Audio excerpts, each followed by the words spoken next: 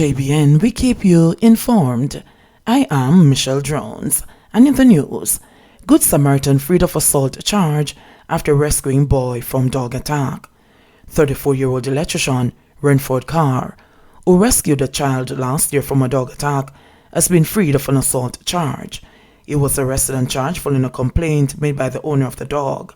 Carr was freed on Tuesday in the St. Mary Parish Court following a no-case submission made by Queen's Counsel Peter Champagne and attorney-at-law Verneith Morris, who represented him.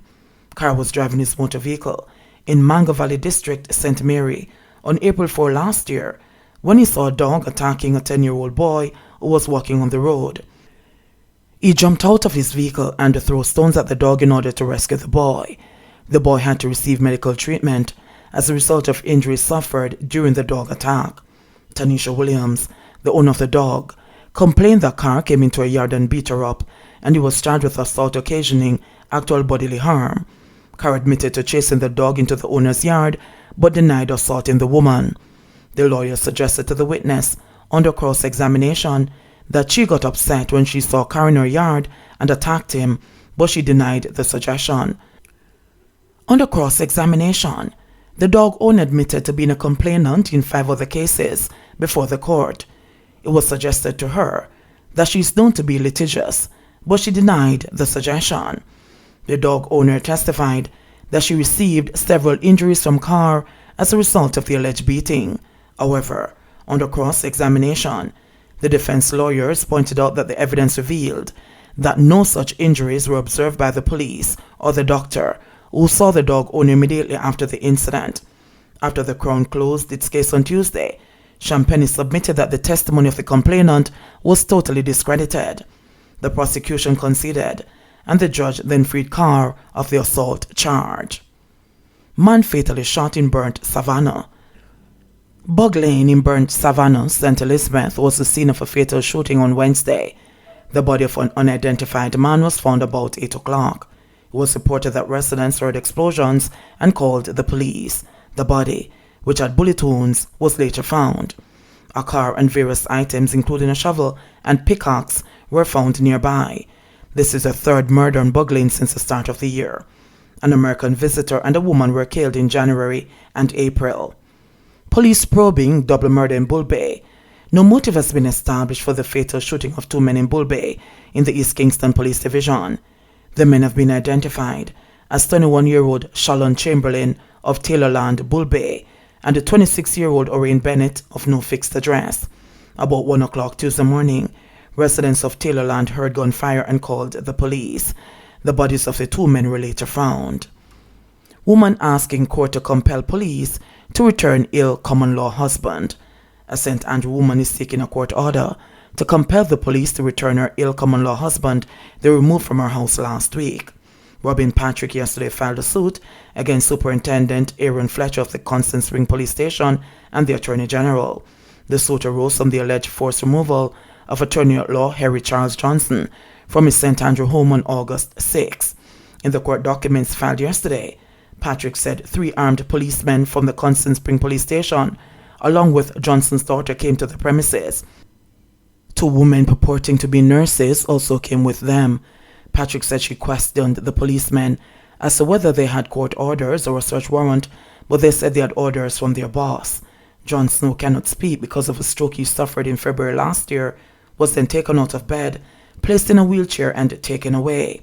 His common-law wife does not know where he was taken and said she is concerned about his frail physical and mental state. She said she had been taking care of Johnson since he became ill, ensured he got medical treatment, and provided him with emotional support. Patrick said that since the incident, she has been having sleepless nights. She also said it was always Johnson's wish that she takes care of him. I feel so hopeless and traumatized as a result of the incident, she said. Patrick, who was in tears, said she and Johnson love each other and all she wants is to spend quality time taking care of him.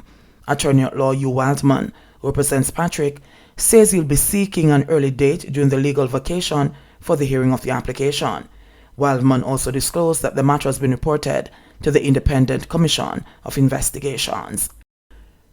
No beds on the wards at the University Hospital for almost 30 COVID-19 patients. Repeated warnings by local health officials that the latest wave of the novel coronavirus ravaging the island could lead to a shortage of beds in public hospitals have become a painful and a life-threatening reality for almost 30 people at the University Hospital of the West Indies. According to reports, the hospital has run out of beds on its COVID-19 wards, leaving people who have been confirmed with the virus waiting in the accident and emergency department to be admitted. We have allocated approximately 70 beds to serve patients who have been confirmed with the COVID-19 related illnesses, but at present, all the beds are taken and we have a backlog of patients in the accident and emergency department, Kevin Allen, CEO of the hospital, said yesterday. My last report was that we had 27 cases in the emergency department waiting for beds for admission. The majority of these cases are confirmed as COVID-19 positive. Some of the patients are in isolation, and we have to make do with tents that we have set up on the outside while we continue to treat and manage the patients that come to us, added Allen. On Monday, Minister of Health and Wellness, Dr. Christopher Tufton, repeated an earlier warning from health officials that public hospitals were running out of beds to house COVID-19 patients and announced that field hospitals have been activated to increase the number of beds available. At that time, Tufton indicated that as at last Sunday, August 8, 6 hospitals were in the red alert zone, which means that they had 84% or greater bed occupancy, while 4 were in the amber alert zone with a greater than 74% of their beds being occupied.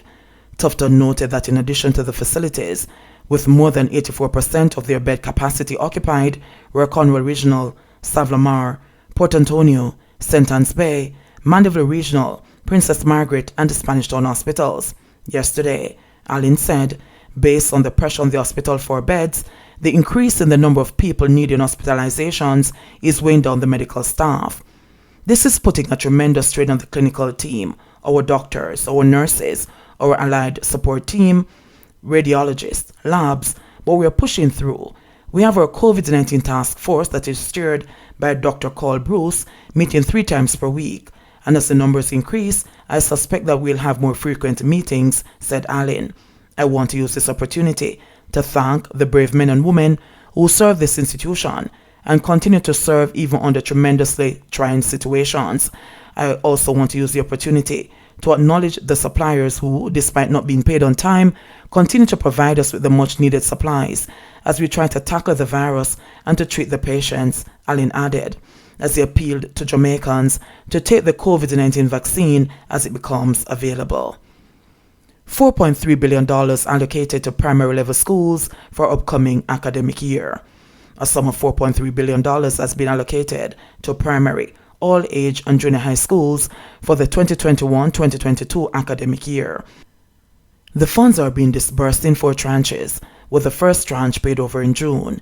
The Ministry of Education, in a recent bulletin, said that each school will receive a maintenance grant in the amount of $150,000, janitorial grant in the amount of $250,000, and internet telephone grant in the amount of $60,000. In addition, all infant and primary level institutions with an enrollment of less than 120 students will receive a flat rate of $300,000 per annum. The ministry indicated that it will continue to provide the regular grant in the amount of $2,500 per student, which will be paid directly from the central ministry. Meanwhile, a nutritional grant of $1.7 billion has been provided for the program of advancement through health and education path students, with $120 per day for pupils in grades 1 to 3 and $150 for those in grades 4 to 6. The bulletin also stated that a sum of $600 million will be distributed among selected primary level institutions for critical repairs. These schools have already been advised and procurement activities are in progress. In addition, staffing support for cooks in select schools will be supported in the amount of $300 million at a rate of $300,000 per school, and $80 million has been budgeted for the Rural Transportation Program. The ministry will also continue to provide apprenticeship to some primary level institutions in the overall amount of $76 million. Under the National Textbook Loan Scheme and the Primary Textbook Program, educational resources valued at $800 million including electronic tools, will be made available to students. The Education Ministry will continue to provide tablets for students on PATH in grades 1 to 6 and other vulnerable students through the Own Your Own device and one laptop or tablet per child initiatives. 375 new COVID cases recorded in Jamaica, 14 deaths. Jamaica recorded 375 new cases of the COVID-19 yesterday and 14 virus-related deaths, according to the latest statistics from the Ministry of Health and Wellness. This pushed the total number of confirmed cases on the island since the outbreak to 56,165 and the confirmed deaths to 1,268. The new cases comprise 218 females and 157 males with ages ranging from 46 days to 98 years. According to the ministry, 181 of the cases were recorded in Kingston and St. Andrew, 75 in St. Catherine, 43 in St. Anne, 13 in Manchester, 11 each in Hanover and Portland, 10 each in St. James, St. Thomas and Westmoreland, 6 in St. Elizabeth, 3 in Trelawney, and 1 each in St. Mary and Clarendon. Meanwhile, 4 of the latest deaths are from Kingston and St. Andrew, including 3 females, ages 81, 82, and 88, and a 61-year-old male. 2 of the victims were females, ages 45 and 62, while 2 were males, ages 72 and 84, all from Manchester. In St. James, a 77-year-old female whose death was previously under investigation, and a 100-year-old female were today classified as COVID victims. The remaining victims were a 70-year-old female from St. Catherine, a 58-year-old female from Westmoreland, a 34-year-old female from St. Elizabeth, and an 81-year-old male from St. Anne. 2 more deaths were reported as coincidental. The ministry further reported 32 new recoveries, which pushed the total recoveries to 47,365. There are 7,165 active cases on the island. JBN, we keep you informed. Please remember to subscribe, like, share, leave us a comment, and click the notification bell to receive our daily news items.